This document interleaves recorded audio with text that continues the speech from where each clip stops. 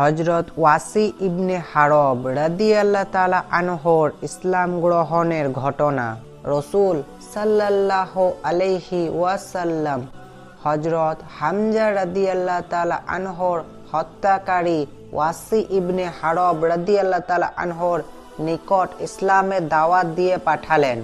হযরত ওয়াসি বলে পাঠালেন যে, হে মুহাম্মদ, আপনি আমাকে কি রূপে দাওয়াত দিতেছেন?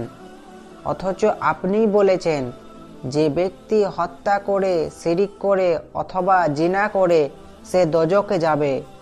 কিয়ামতের দিন তার আযাব দ্বিগুণ করা হবে এবং সেখানেই তার চিরকাল অবস্থান হবে।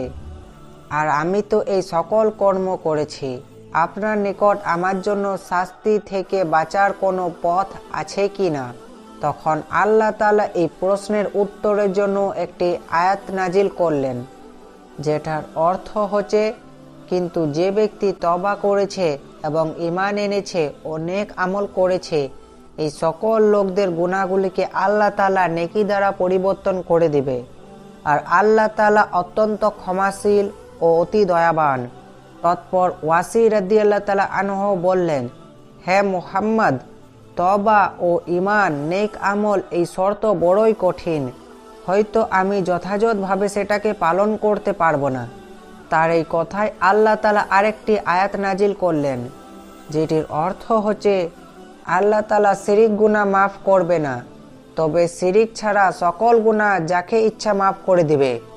হযরত ওয়াসি বললেন, হে মুহাম্মদ, মাফ পাওয়া তো আল্লাহ তাআলার ইচ্ছার উপর নির্ভরশীল হলো। জানি না তিনি আমাকে মাফ করবে কিনা, এটা ছাড়া আর কোনো রাস্তা আছে কিনা। সুতরাং আল্লাহ তাআলা আরেকটি আয়াত নাজিল করলেন, যেটার অর্থ, হে আমার বান্দাগণ, যারা নিজেদের উপর জুলুম করেছে, তোমরা আমার রহমত হতে নিরাশ হও না। নিশ্চয়ই আল্লাহ তাআলা সমস্ত গুনাহ মাফ করে, তিনি বড় ক্ষমাশীল, পরম দয়ালু। এই আয়াত শুনে হযরত ওয়াসি বললেন, হ্যাঁ, এখন হতে পারে। এতএব তিনি মুসলমান হয়ে গেলেন।